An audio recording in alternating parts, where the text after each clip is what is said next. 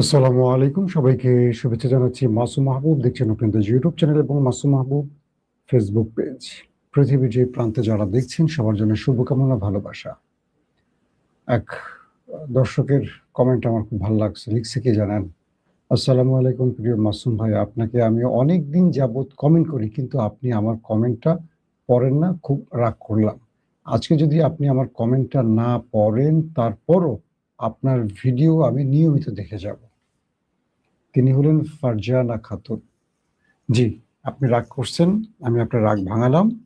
আশা করি কমেন্ট করার জন্য আবার না দেখা মানে সংবাদ দেখা বন্ধ করে দিয়েন না। কারণ আপনি লিখছেন যে নাম বা আপনার কমেন্টটা না পড়লে তারপরও নিয়মিত দেখবেন। আশা করি কমেন্টটা পড়ে ফেলছি, এখন আর নিয়মিত দেখবেন না, তাই তো? মাঝে, মাঝে কিছু কমেন্ট ভাল লাগে দেখে পড়ি আরকি। এজন্য আবার সবাই চাপ দিবেন না, সবাই আবার একই টাইপের কমেন্ট করবেন না। ভালো প্রশ্ন থাকলে করবেন।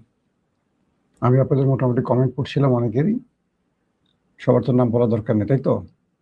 সবাই সবার নাম দেখছেন কিন্তু অন স্ক্রিনে যারা লাইভ দেখছেন তারা সবাই দেখতে পাচ্ছে। দর্শক, আজকে যে বিষয়গুলো নিয়ে কথা বলতে চাই, একটা হলো যে ইরান।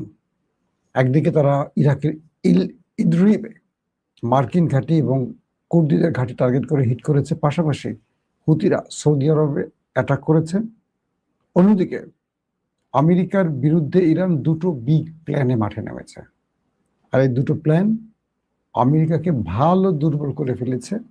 অন্যদিকে এই যুদ্ধে অর্থাৎ আমেরিকা ইসরায়েলের এই যুদ্ধ শেষে বিভিন্ন গণমাধ্যম বলছে পশ্চিমা দুনিয়ার নির্বাচনে ডোনাল্ড ট্রাম্প এবং নেতানিয়াহু হেরে যাচ্ছেন। পাশাপাশি মক্কা চুক্তি নিয়েও আলোচনা থামছে না, বাড়ছে। সৌদি আরব তার নতুন জোটে 15টি রাষ্ট্রকে সম্পৃক্ত করছে কার বিরুদ্ধে? আর থাকছে বাংলাদেশ প্রসঙ্গ। বাংলাদেশে এখন আমরা বলতে পারি পুরনো রাজনীতিতে আবার ফিরে যাচ্ছে। আমরা দেখতে পাচ্ছি আমাদের স্বরাষ্ট্রমন্ত্রী, যিনি এখন এলজিআরডি মন্ত্রী হবেন, তার ছেলে বিশাল অঙ্কের টাকার কাজ পেয়েছে। এ রাষ্ট্রে এটা বন্ধ হবে কবে? আরো কিছু বিষয় নিয়ে আলোচনা করব। চলেন প্রথম একটা একটা করে আপনাদের খবর দেওয়ার চেষ্টা করছি। প্রথম, ইরাকে যে কুর্দিস্তান এবং আমেরিকার যে ঘাঁটি রয়েছে যেখানে ইদরিব, সেখানে ইরানের ড্রোন অ্যাটাক হয়েছে। বলা হচ্ছে যে এই ঘাঁটি ব্যবহার করে কুর্দিরা ইরানের বিরুদ্ধে কোনো স্থল অভিযানের পরিকল্পনা করছিল। তাদের মদত দিচ্ছিল আমেরিকা। পাশাপাশি বলা হচ্ছে যে আমেরিকা এই ঘাঁটিটি ব্যবহার করে ইরানে আক্রমণ করার পরিকল্পনা করছিল। তাই অগ্রিম ইরান সেই ঘাঁটিগুলোকে ড্রোন অ্যাটাক চালিয়েছে। একটা বিষয় দুর্দান্ত যে ইরান আমেরিকাকে আর ভয় করছে না, সমান তালে কাউন্টার দিয়ে যাচ্ছে। এবং শুধু তাই নয়, বরং আমেরিকা এখন ইরানের ভয় কিছুটা সংযত হতে চাইছে। কথাবার্তার ক্ষেত্রে শালীনতা এনেছে। যে ট্রাম্প এতদিন ধরে উল্টাপাল্টা বলতেন, সেই ট্রাম্প এখন আর সেই উল্টাপাল্টা বক্তব্য দিচ্ছেন না ইরানের ভয়, এমনটি বলা হচ্ছে। অন্যদিকে হুতিরা সৌদির আরামকো থেকে শুরু করে কয়েকটি টার্গেটে আবারও অ্যাটাক করেছে এবং এই অ্যাটাকের ফলে সৌদিতে আবারও ভালো পরিমাণ ক্ষয়ক্ষতি হয়েছে। প্রশ্ন হলো, হুতিরা সৌদি আরবে এখনো আক্রমণ করে যাচ্ছে কেন? যখন সৌদি এই বিষয়ে চুপ, যখন সৌদি এবং ইরানের মধ্যে পর্দার আড়ালে আলোচনা চলছে, তখন হুতিদের এই আক্রমণের কারণ কি? এটা নিয়েও নানান প্রশ্ন আসছে। যাক, সেটা হয়তো বা সময়ের আলোকে বোঝা যাবে। তবে ইন্টারেস্টিং একটি ব্যাপার হলো, সৌদি আরব লোহিত সাগর প্রতিরক্ষা জোট গঠনের ঘোষণা দিয়েছে। এটি কি কার্যকর হবে আদৌ? এরকম অনেক প্রশ্ন আসছে। তো বলা হচ্ছে যে বাব-আল মানদেব প্রণালী লোহিত সাগর এবং অ্যাডেন উপসাগরে নৌ চলাচলের স্বাধীনতা রক্ষার জন্য সৌদি আরব ও আরো 13টি দেশ একটি সামরিক জোট গঠনের বিষয়টি নিশ্চিত করেছে এবং এতে আরো যোগ দেবে বেশ কিছু দেশ, এমনটি আশা করা হচ্ছে। এর মধ্যে রয়েছে বাহরাইন, আমাদের বাংলাদেশ, কামারোস, জিবুতি, মিশর, জর্দান, কুয়েত, পাকিস্তান, কাতার, সৌদি আরব, সোমালিয়া, সুদান, তুরস্ক এবং ইয়েমেন। আরো কিছু দেশ আসতে যাচ্ছে। এখন ইয়েমেন শুনে একটু থমকে যাবেন। ইয়েমেনে কিন্তু দুইটা সরকার, একটা হুতি সরকার, একটা সৌদি সমর্থিত সরকার। তো সৌদি প্রতিরক্ষা মন্ত্রণালয় জানিয়েছে যে 15টি দেশ একটি ঘোষণাপত্রে স্বাক্ষর করেছে, যার মধ্যে 13টি দেশ এখন পর্যন্ত পূর্ণাঙ্গভাবে জোটে যোগ দিয়েছে। 30শে জুলাই মন্ত্রণালয় যৌথ সামুদ্রিক প্রতিরক্ষা সহযোগিতা জোরদার করার একটি কাঠামো হিসেবে বহুজাতিক সামুদ্রিক প্রতিরক্ষা জোট গঠনের ঘোষণা দিয়েছে। মন্ত্রণালয়টি এই জোটকে একটি উন্মুক্ত আন্তর্জাতিক জোট হিসেবে বর্ণনা করেছে, যা এর লক্ষ্য নীতির সঙ্গে একমত এমন সকল দেশের যোগদানকে স্বাগত জানায় এবং আরো জানিয়েছে যে এটি নতুন সদস্যদের আবেদন গ্রহণ অব্যাহত রাখছে। সৌদি আরবের জেদ্দায় 13 আগস্ট অনুষ্ঠিত জোটের তৃতীয় বৈঠকের পর এই বিবৃতিটি আসে। এর মাধ্যমে জোটটি প্রাতিষ্ঠানিক ও কার্যনির্বাহী সক্রিয়করণের পর্যায়ে প্রকৃতভাবে প্রবেশ করল। আচ্ছা, এখন একটা বিষয় তৈরি হতে পারে যে এই জোটটার মধ্যে কিন্তু আমরা একটা দেশকে পাইনি, তার নাম হলো ইরান। তার মানে এই জোটটা কি ইরানের বিরুদ্ধে কাজ করবে, এই প্রশ্ন আসতেই পারে। আবার পাকিস্তান এই বিষয়টি তাদের স্বরাষ্ট্রমন্ত্রী মহসিন নাকভির মাধ্যমে ইরানকে আশ্বস্ত করেছে যে জোটটি ইরানের বিরুদ্ধে নয়, আসলে চলছে। এটা নিয়ে আমি একটা আসলে কয়েকদিন ধরে প্ল্যান করছি, এটা লাইভ করবো, পুরো আলোচনাটা তুলে ধরার জন্য। আমার সাথে ওয়ালিদ ভাইয়ের সাথে টাইমিংটা হচ্ছে না, দুজনের টাইমটা একটু স্যারাবেরা হয়ে গেছে। দর্শক, তারপরে যে গুরুত্বপূর্ণ খবর সেটি হলো আইআরজিসি যিনি নতুন কমান্ডার হয়েছেন, প্রধান রিয়ার অ্যাডমিরাল আলী ওসমানী বলেছেন যে হরমুজ প্রণালী বন্ধ রয়েছে এবং মার্কিন কর্মকর্তাদের ঘোষণা ও বিবৃতির পরিবর্তে সরেজমিনে প্রকৃত বাস্তবতা পর্যবেক্ষণ করা উচিত। আইআরজিসির নৌবাহিনীর কমান্ডার পুনর্ব্যক্ত করেছেন যে কৌশলগত ও এই জলপথটি বন্ধ রয়েছে এবং সকল সামুদ্রিক চলাচলের উপর তিনি পূর্ণ চূড়ান্ত প্রতিষ্ঠা করেছেন। এই ব্যক্তি যার কথা বলছি, অ্যাডমিরাল আলী ওসমাই, তিনি হলেন তাদের নৌ কমান্ডার প্রধান আইআরজিসি এবং তিনি হরমুজটাকে কন্ট্রোল করছেন এবং আমেরিকা ইসরায়েল তাকেই টার্গেট করছে বারবার, কিন্তু তাকে কিচ্ছু করতে পারছে না। তিনি আরো বলেন যে প্রণালীতে কোনো গতিবিধি আইআরজিসি নৌবাহিনীর সতর্ক নজর এড়াতে পারছে না, পুরোটাই তারা কন্ট্রোলে রাখছে এবং নজরদারির মধ্যে রেখেছে।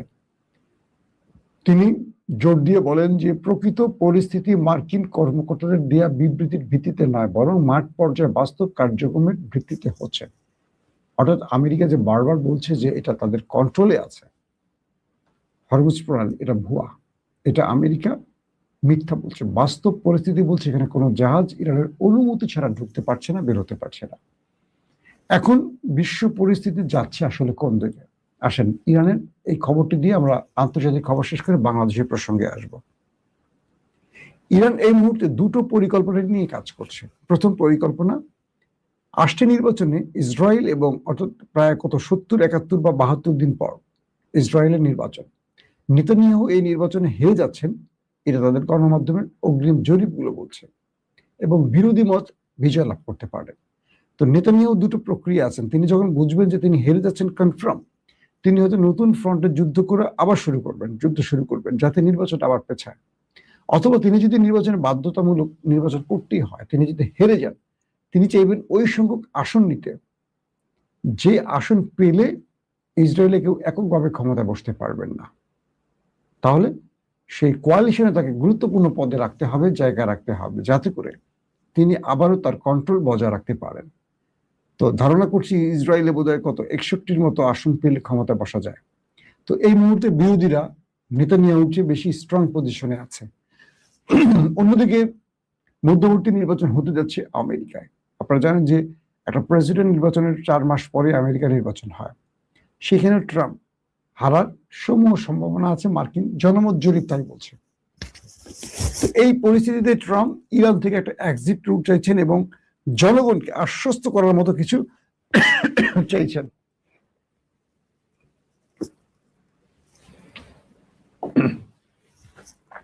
পাচ্ছে না, কিন্তু এখানে মূল খেলাটা খেলছে এখন ইরান।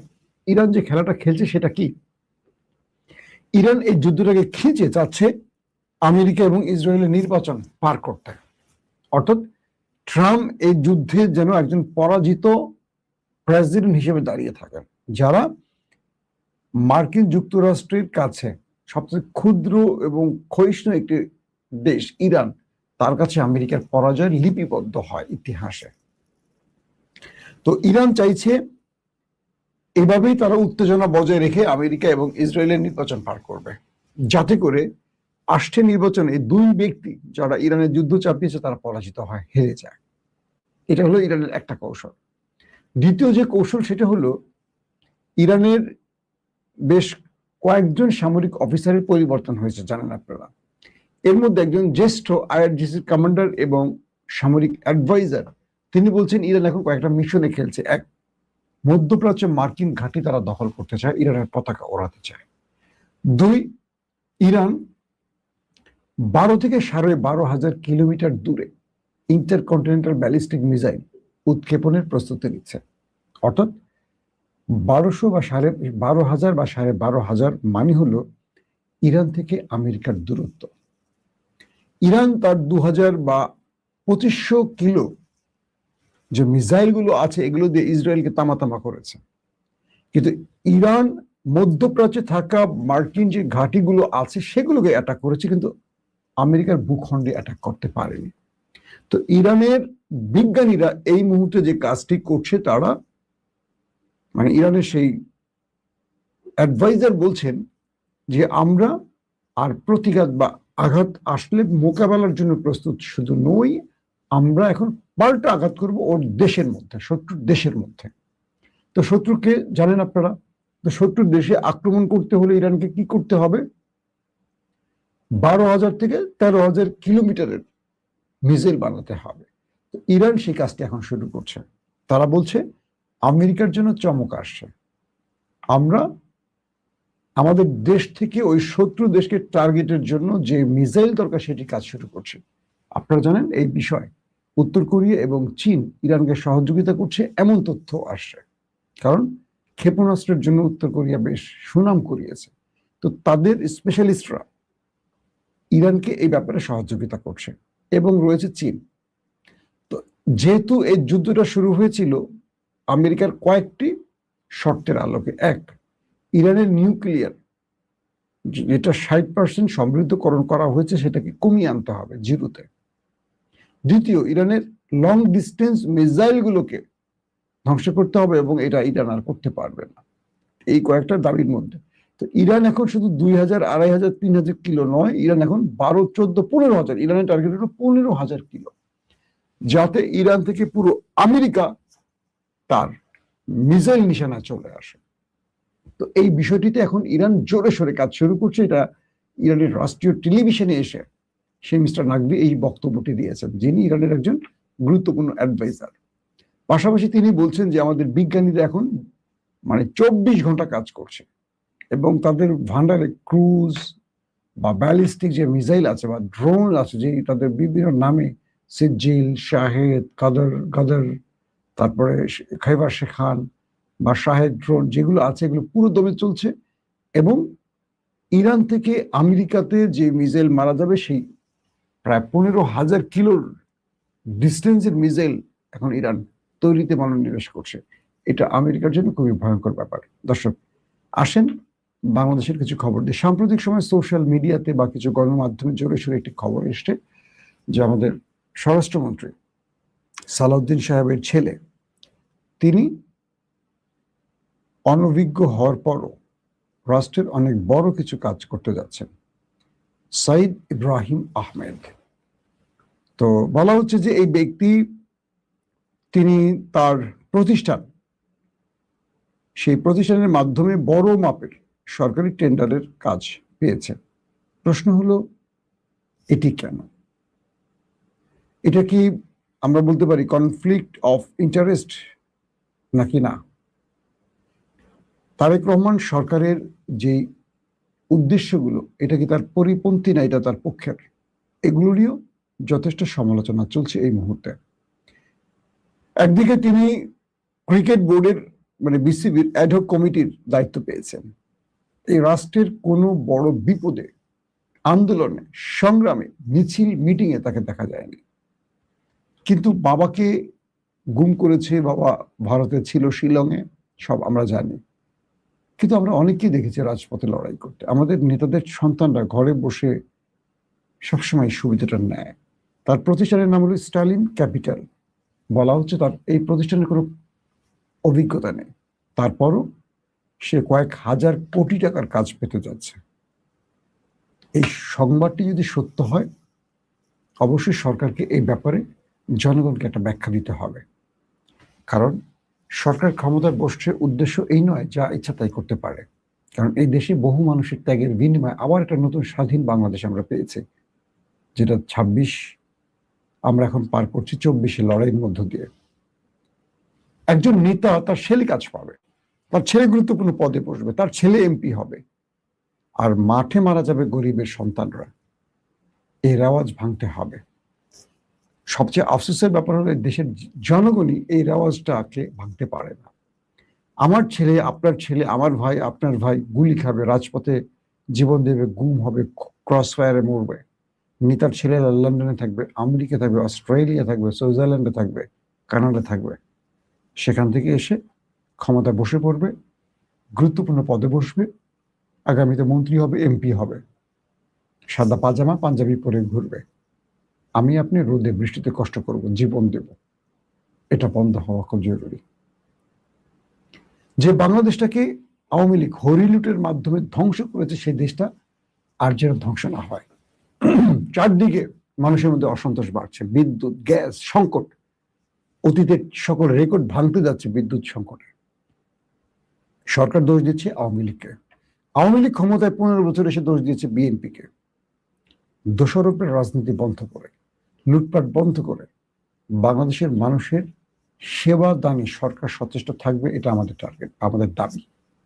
প্রশ্ন হলো, যারা নেপথ্যে বসে সামিটের মতো প্রতিষ্ঠানকে কাজ দেবেন, ভারতীয় প্রতিষ্ঠানগুলোকে কাজ দেবেন, যারা নিজেদের অনভিজ্ঞ প্রতিষ্ঠান বা নিজের সন্তান, নিজের ভাই, নিজের নামে, নিজের শ্বশুরবাড়ির নামে প্রতিষ্ঠানকে কাজ দিয়ে রাষ্ট্রের টাকা লুটবেন, তারা কি এই সংকট দূর করতে পারবেন? কখনো পারবেন না। রাষ্ট্রের উচিত এই বিষয়গুলোকে বন্ধ করা। হাসিনা চলে যাওয়ার পর আমরা ভেবেছিলাম বিএনপি সেই পথে হাঁটবে না, কিন্তু বিএনপিকে দেখছি সেই পথেই হাঁটছে। একমাত্র তারেক রহমান তার ইমেজ ধরে রাখার জন্য একটার পর একটা ভালো কাজ করছেন, ভালো সিদ্ধান্ত নিচ্ছেন, সোশ্যাল মিডিয়া, গণমাধ্যমে সেগুলো নিউজ হচ্ছে, কিন্তু জনগণ এগুলো ভুলে যাচ্ছে। কারণ হাসিনাকে দেখে জনগণ অনেক কিছু শিখে ফেলছে, অনেক কিছু জেনেছে জনগণ, যে কিভাবে মানুষের সাথে প্রতারণা হয়। হাসিনা পরিবারই কয়েক হাজার কোটি টাকা পাচার করেছে, অথচ দাবি করতে ৭১-এর পক্ষের দল, এই দল সেই দল, আবার তাদেরকে সমর্থন করে সাংবাদিক, সুশীল, অমুক তমুক। একটা লুটেরা দলকে যারা সমর্থন করে তারা কত বড় জঘন্য প্রকৃতির লোক হতে পারে। আমরা বিশেষ করে জিয়া পরিবার এই কাজটি করেনি, করবে না, কিন্তু জিয়া পরিবারের সঙ্গে থাকা বাকি লিডাররা কি করছে, জিয়া পরিবারকে সেই লাগাম টানতে হবে। অতীতেও তারেক রহমানের কোমর ভেঙেছিল এইসব দুষ্ট লোকদের কারণে, যিনি ১ টাকা লুটপাট করেননি এবং প্রমাণ করতে পারেনি হাসিনা সরকার তারেক রহমানের নামে বা জিয়া পরিবারের বিরুদ্ধে, কিন্তু সাজা ভোগ করতে হয়েছে তারেক রহমানকে, কোকো ভাইকে। কারণ এই ব্যাপারে যদি আমরা খোঁজ খবর না রাখি, বা দলের নেতা ভারতে ছিলেন, হঠাৎ করে দেশে আসলেন, এসে গুরুত্বপূর্ণ পদ পেয়ে গেলেন, হ্যাঁ, ডিফেক্টর প্রধানমন্ত্রী হয়ে গেলেন, তার ছেলে এখন গুরুত্বপূর্ণ পদে আছে, সব কাজ করবে, এই সিস্টেমটা বন্ধ হওয়া খুব জরুরি। এই সিস্টেমগুলো বিএনপি তো পছন্দ করছে না, বাকিদের হাতে আগুন তুলে দিয়ে লাফটাকে। তবে সবচেয়ে ভালো একটা খবর হলো তারেক রহমানের শেখ হাসিনাকে ফেরত না দিলে তিনি হয়তোবা ভারত সফরে যাবেন না, এমন একটি সিদ্ধান্তের খবর আসছে। এই খবরটি আমাদেরকে আসলে খুব আশা জাগিয়েছে। তারেক রহমানকে মনে রাখতে হবে, ভারত বিএনপির বন্ধু না, সেটা গত ১৫-১৬ বছরের তার প্রমাণ মিলছে। এখন ভারত তার স্বার্থ উদ্ধারে বাংলাদেশকে ট্র্যাপে ফেলতে চায়। বাংলাদেশের জনগণ বিএনপির সঙ্গে ততক্ষণ থাকবে যতক্ষণ দিল্লি না ঢাকা এই স্লোগানটি বিএনপি মনে রাখবে। নতুবা বাংলাদেশের মানুষ হাসিনার মতো বিএনপিকে ছুঁড়ে ফেলতে ১ ইঞ্চি, ১ মিনিট সময় নেবে না। আবারও বলছি, শেষ কথাটি, এই রাষ্ট্রের ভেতরে কেউ লুটপাট করে দেশটাকে ধ্বংস করুক, আর আমরা বিদ্যুৎ সংকটে বসে অতিরিক্ত বিল দিয়ে বিদ্যুৎ পাবো না, এই নিয়ম আর চাই না। মানুষ যখন রাস্তা নেমে যাবে তখন সরকার বুঝবে না কোন দিক থেকে বিপদ ধেয়ে আসতে পারে। কারণ টর্নেডো, সাইক্লোন, ঝড় তুফান হঠাৎ করে সাগর থেকে সৃষ্টি হয়, তারপর পুরো জমিনকে ধ্বংস করে দিয়ে চলে যায়। হাসিনার কাছ থেকে বা আওয়ামী লীগের কাছ থেকে আমাদের অনেক কিছু শিখতে হবে, কিভাবে তার উপর তার দেশের জনগণ রাস্তায় নেমে এসেছিল। বিএনপিকে যেন এভাবে আর কেউ ধ্বংস করতে না পারে, আমাদের পছন্দের ভালোবাসার দলটিকে যেন মানুষ আওয়ামী লীগ ভাবতে না পারে, আমরা এটা চাই। প্রত্যেকে ভালো থাকবেন। আল্লাহ হাফিজ। ওপেন দাইস মানে সত্যকে সত্য বলা, মিথ্যেকে মিথ্যে বলা। আমরা শোনা কথা নয়, চোখে যা দেখি তাই বলি।